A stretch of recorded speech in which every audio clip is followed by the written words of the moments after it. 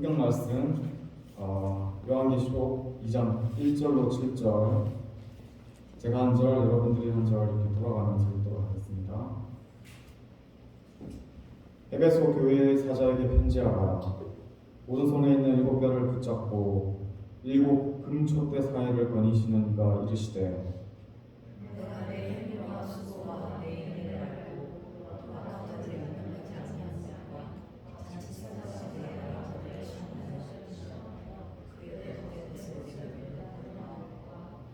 내가 참고 내 이름을 위하여 견디고 게으르지 아니한 것을 아노라.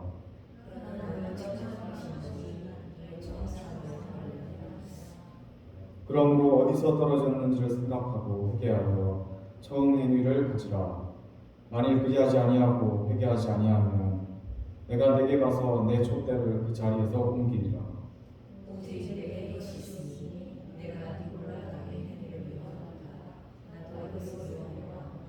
같이 하시겠습니다. 귀 있는 자는 성령이 교회들에게 하시는 말씀을 들을지어다. 이기는 그에게는 내가 하나님의 낙원에 있는 생명나무의 열매를 주워 먹게 하리라. 박경희 목사님 나오셔서 사랑 그 쓸쓸함에 대하여라는 제목으로 말씀 좀 해주시겠습니다. 잘 지내셨습니까?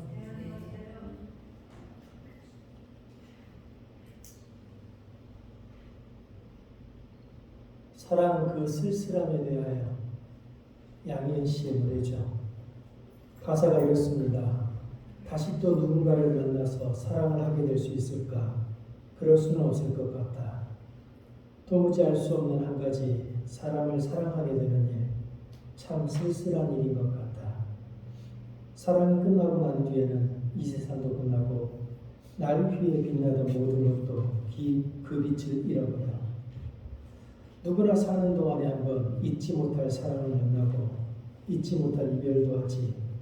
도무지 알 수 없는 한 가지 사람을 사랑한다는 그 일, 참 쓸쓸한 일인 것 같다. 사랑이 끝나고 난 뒤에는 이 세상도 끝나고 날 위에 빛나던 모든 것도 그 빛을 잃어버려. 누구나 사는 동안에 한번 잊지 못할 사람을 만나고 잊지 못할 이별도 하지. 도무지 알 수 없는 한 가지 사람을 사랑한다는 그 일, 참 쓸쓸한 일인 것 같다. 누군가를 사랑한다는 게 참 쓸쓸한 일이랍니다. 우리가 지난주에 사랑은 낭비고 허비다라는 이야기를 같이 나눴는데 오늘은 사랑한다는 것이 어떤 것인지에 대해서 다시 한번 말씀을 나누려고 합니다. 지난 7월에 시카고에서 목회자 모임이 있어서 시카고를 갈 일이 있었습니다. 그리고 그곳에서 시간을 내서 미시간 호수를 돌아볼 계획을 했었습니다. 호수라고 그러는 데로 가봤더니 파도가 있습니다. 민물갈매기가 있고요. 제가 직접 보지는 못했지만 그 호수 어딘가에는 섬도 있답니다. 이 섬이 무진장 커서 그 길이가 최대 21km, 그리고 폭이 최대 10km까지 된다고 합니다.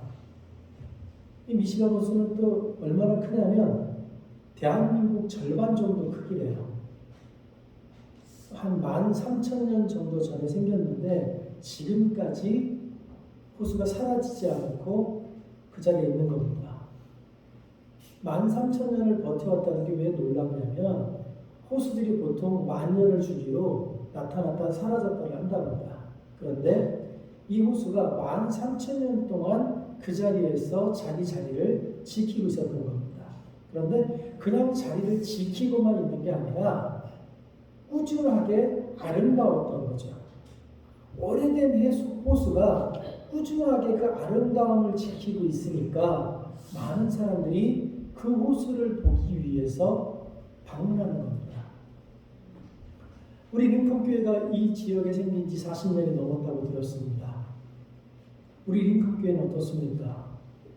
40년이라는 세월이 오는 동안 우리 교회는 이 지역 사람들에게 즐거움을 줬습니까? 40년이 넘는 세월 동안 우리 교회는 이 지역 사람들을 행복하게 했습니까?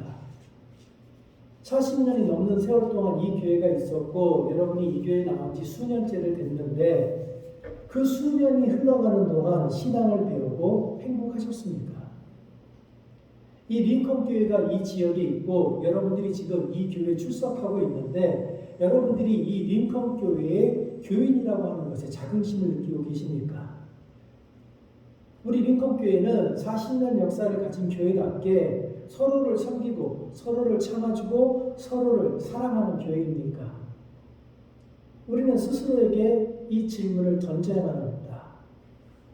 왜 그러냐면 한때 전 세계에 기독교가 부흥을 일으키던 시기가 있었습니다.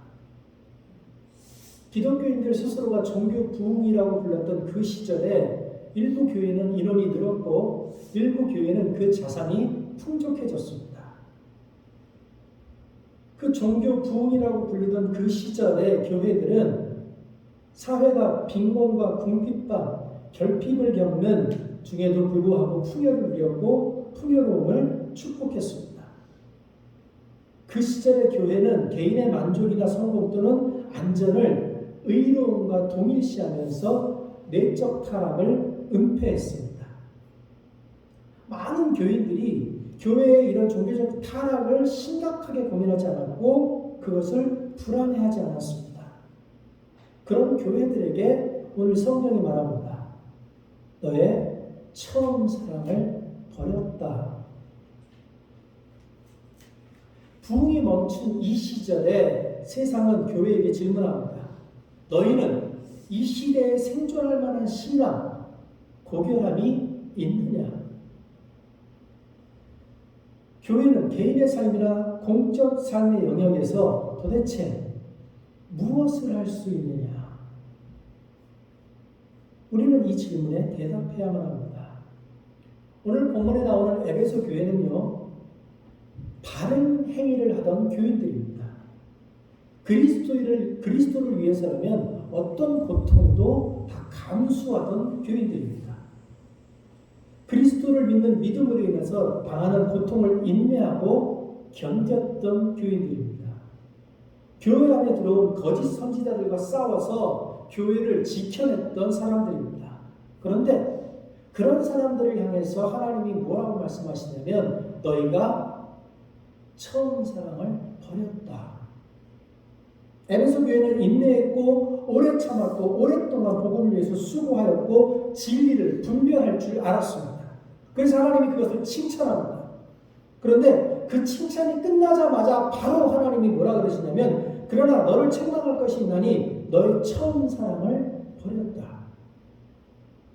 처음 사랑을 버렸다는 게 뭡니까?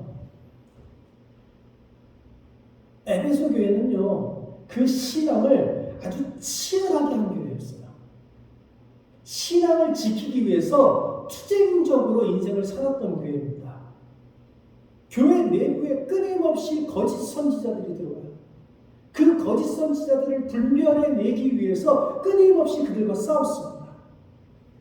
오직 그리스도를 위해서 싸웠습니다. 그런데 그 싸움이 계속되고 고통이 지속되면서 어느 순간부터 자기들이 왜 싸우고 있는지를 잃어버렸습니다. 어느 순간부터 싸움 자체가 목적이 되어버린 겁니다. 어느 순간부터 싸움에서 이기는 것이 목적이 되어버린 겁니다. 그들이 주 안에서 받아 누리던 긍휼함, 자비로움, 사랑이 어느 순간 사라져버린 겁니다. 열심히 싸우고 있는데, 최선을 다해서 싸우고 있는데 내가 왜 싸우는지 이 싸움의 목적을 잃어버린 겁니다. 여러분, 그 내면 세계의 질서와 영적 성장이라고 하는 책이 있습니다. 그 책을 혹시 보셨는지 모르겠어요. 오래된 책이긴 하지만 한 번씩은 꼭 읽어봐야 할 책입니다. 이 책에 항문 웅덩이 증상이라고 하는 내용이 나옵니다. 그러니까 어떤 얘기냐면 이 땅 밑에는 지하수가 흐르는데 어느 순간 지하수가 고갈돼서 말라버린 거야. 지하수가 말라버리면 땅 밑에 빈 공간이 생기죠. 그러면 이 빈 공간이 그동안은 물이 채워져 있어서 위에서 내리누르는 압력을 버텨주고 있었는데 물이 사라지면 더 이상 버티지 못하고 참다가 어느 순간 무너져 내린다고 하는 거예요. 이걸 이제 함몰 웅덩이 증상이라고 합니다. 근데 이런 증상을 사람들도 똑같이 겪습니다. 우리가 그리스도 안에서 신앙을 한다고 하는데 열심히 교회를 나오고 있는데 기도를 한다고 하는데 말씀을 읽는다고 하는데 예배를 드린다고 하는데 하나님을 만나지 못하는 거예요. 그냥 열심히만 하는 거예요. 최선을 다해서 교회에 나오고 신앙을 한다고 하는데 하나님과 교제가 없는 거예요. 그러다 보면 어느 순간 한꺼번에 무너져 내리는 겁니다. 에베소 교인들이 그랬습니다. 에베소 교인들의 행위가 발랐습니다. 고통 가운데서 인내할 줄 알았고 영적 싸움에 능했습니다. 그런데 고통을 견디고 영적 싸움을 하느라고 어느 순간부터 신앙의 본질을 놓쳐버린 겁니다. 더 이상 그들 안에서 하나님의 사랑을 찾아볼 수가 없는 겁니다. 서로가 서로를 향한 사랑이 없는 거예요. 교회는 훌륭하게 지키고 있는데 점점점 하나님과 멀어지고 있는 겁니다. 니체가 선악을 넘어서라고 하는 책에서 이런 말을 합니다. 괴물과 싸우는 사람은 그 싸움 중 괴물이 되지 않도록 조심해야 한다.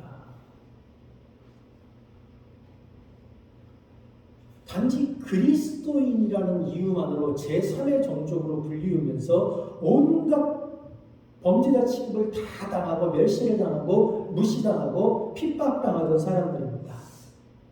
저 사람이 그리스도인이다 라는 얘기가 들리면 관원들이 와서 체포해가고 네가 예수를 믿든지 황제를 숭배하든지 둘 중에 하나를 해라.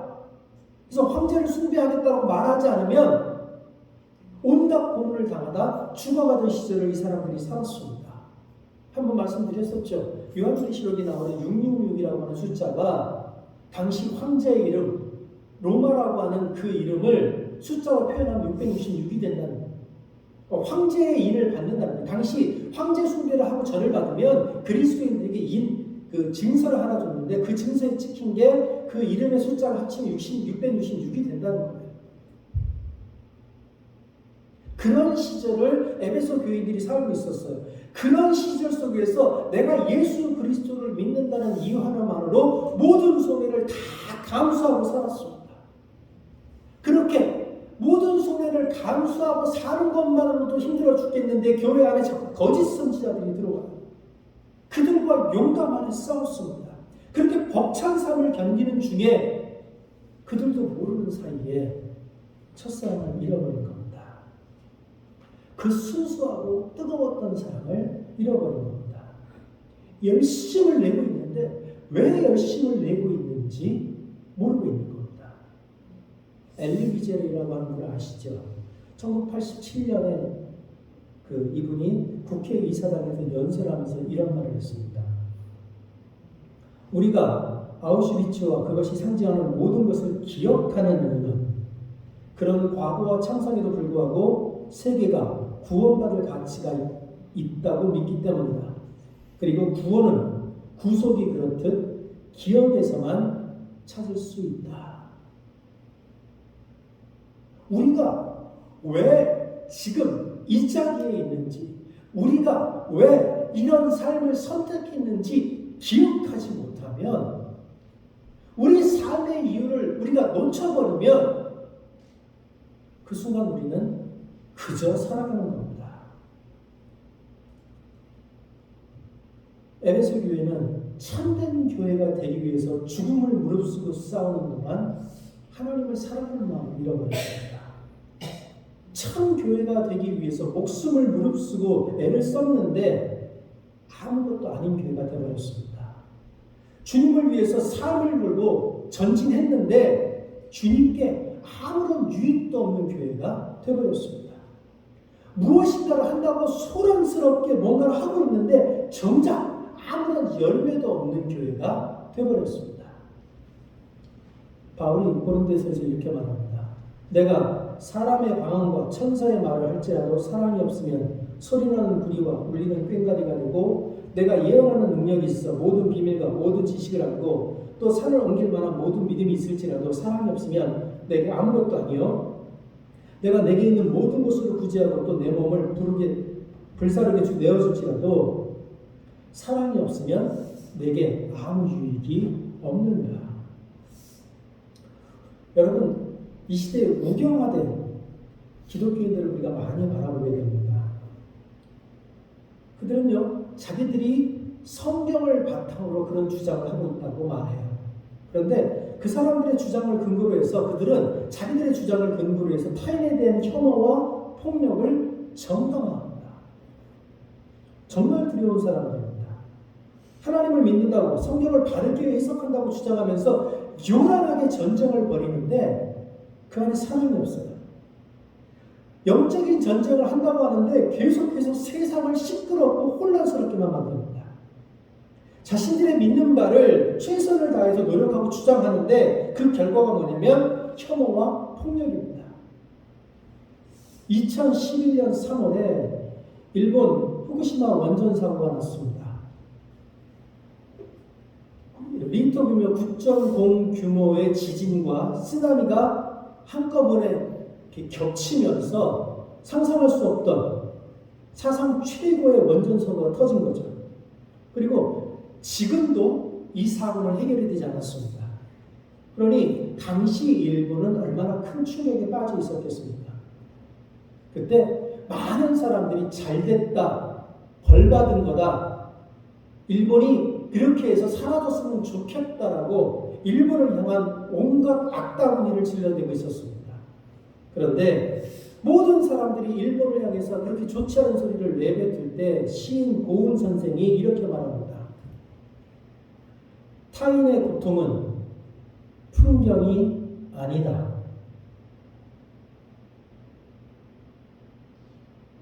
타인의 고통은 풍경이 아니다. 정말 먼 나라지만, 정말 가까이 하고 싶지 않은 나라지만 그들의 고통조차도 우리의 즐김거리가 되어서는 안 된다는 외침입니다. 고은 선생만 그랬던 게 아닙니다. 이 원전 사고가 나기 10년 더 전부터 매주 일본 대사관 앞에서 수요 침묵 시위를 벌여왔던 위안부 할머니들이 이 사고가 터지고 나서 계속 그 시위를 하는데 피켓이 바뀌었습니다. 뭐라고 썼냐면 힘내라 일본, 힘내라 일본. 너희들이 우리에게 그 고통을 줬고 우리에게 그 수모를 줬고 지금도 침묵하고 있고 지금도 부인하지만 그래도 힘내라 일본. 우리가 정말로 하나님의 긍휼을 바탕으로 살아가는 사람이라면 고통 가운데 있는 타인에게 하나님의 벌을 받았다느니 하나님의 진노가 임했다느니 이런 따위의 말을 함부로 할 수 없는 겁니다. 타인의 고통을 함부로 정죄할 수 없는 겁니다. 타인의 고통을 풍경 삼아서 즐길 수 없는 겁니다. 러시아 문학가 솔제니친이라고 하는 분이 있습니다. 이분이 1983년도에 종교계의 문학상이라고 불리는 챔플턴상을 수상할 때 연설 가운데 했던 말입니다. 반세기가 훨씬 넘는 오래전에, 그러니까 내가 아직 어렸을 때 나는 몇 분의 어른께서 러시아에 닥친 큰 재난에 대해 다음과 같이 말하는 것을 들은 기억이 납니다. 사람들이 하나님을 잊은 게야. 그래서 이런 일이 일어나잖아. 그 후로부터 나는 거의 50년간을 러시아 혁명사를 연구하는 데 소비했습니다. 그러는 도중에 나는 수백 권의 책을 읽었고 수백 명의 개인적 증언을 수집했으며 이미 이 대격동의 파편들을 정리하려는 노력으로 8권의 책을 썼습니다. 하지만 만일 오늘 내게 6천만의 백성을 집어삼킨 이 파격적인 혁명의 주요 원인을 정확히 표현하려고 한다면 나는 이 말을 반복하는 것 외에 더 정확한 표현을 찾을 수 없습니다. 사람들이 하나님을 잊은 거야. 그래서 이런 일이 일어나잖아. 하나님을 기억한다고 하는 것, 하나님의 사랑을 기억한다고 하는 것, 그 하나님이 지금 이 순간 우리와 함께 한다고 하는 것을 기억한다고 하는 것이 매우 중요합니다. 신앙은 바로 그 기억에서 출발하기 때문입니다. 나태주 시인의 멀리서 빈다라고 하는 시가 있습니다. 어딘가 내가 모르는 곳에 보이지 않는 꽃처럼 웃고 있는 너 한 사람으로 하여 세상을 다시 한번 눈부신 아침이 되고, 어딘가 내가 모르는 곳에 보이지 않는 풀잎처럼 숨쉬고 있는 나 한 사람으로 하여 세상을 다시 한번 고요한 저녁이 된다. 가을이다. 부디 아프지 마라. 보이지 않는 그 한 사람으로 인하여 세상은 아침이 되고, 보이지 않는 그 한 사람으로 인하여 세상은 저녁이 된답니다. 그러니 그런 사람은 아파서는 안 된답니다. 그리스도인은 그런 보이지 않는 사람들입니다. 그래서 그리스도인들은 불의와 싸우는 동안, 이 세상과 싸우는 동안 쓰러져서는 안 됩니다. 하나님의 교회를 지키기 위해서 싸우는 동안 우리 안에 있는 하나님을 향한 그 사랑의 마음이 식어서는 안 됩니다. 그리스도인으로 산다는 것은 어두운 밤 가운데서 희망을 말하는 것이고, 캄캄한 밤에 믿음의 노래를 부르는 것이고, 울고 있는 이들을 위해서 기도하는 겁니다. 그리스도인은 하나님의 진노를 두려워하는 사람이면서 하나님의 심판이 얼마나 두려운지 아는 사람입니다. 그래서 그리스도인은 바닥에 바짝 엎드려 하나님의 진노가 이 땅으로 흘러 들어오는 것을 온몸으로 막는 사람입니다. 그리스도인은 황폐화된 이 세상을 위한 하나님의 자리가 아직도 남아있음을 믿는 사람이고, 그분의 긍휼을 신뢰하면서 타인을 사랑하는 사람입니다. 1944년 8월 경찰에 체포되어서 1945년 4월 포로 수용소에서 죽었던 안네 프랑크가 이런 말을 남깁니다. 혼란과 불행과 죽음 위에 내 희망을 쌓아 올릴 수는 없다. 나는 세계가 차츰 황폐해가는 것을 보고 수백만의 고통을 느낄 수 있다. 그렇지만 하늘을 보면 언젠가는 모든 일이 잘 되고 이 잔악함도 결말이 나고 또다시 평화와 고요가 돌아오리라 믿는다. 어려움과 고통의 시간을 지날 때 우리가 바라보는 것은 무엇입니까? 어려움과 고통의 시간을 보내면서 우리가 묵상하는 것은 무엇입니까? 여러분, 악마와 싸우면서 악마가 되어서는 안 됩니다. 어떤 고통과 어려움이 있어도 하나님을 향한 우리의 사랑을 지켜야 합니다. 그 사랑은 때때로 악한 권세에게 승리를 빼앗기게 만들 수도 있습니다. 그러나 기억하십시오. 승리보다 사랑이 중요합니다. 이기는 것보다 사랑이 중요합니다. 승부보다 중요한 것이 사랑입니다. 승부보다 중요한 것이 영혼입니다. 승부보다 사랑을 중요하게 여기는 것이 성도의 마음입니다. 그래서 세례 요한은 에베소 교회에게 소리칩니다. 첫사랑을 회복하라. 우리가 붙들어야 하는 것이 바로 이것입니다. 우리는 예수 그리스도의 십자가의 은혜와 사랑을 붙잡아야 합니다. 십자가의 은혜와 사랑이 우리 삶에 영향을 끼칠 수 있도록 해야 합니다.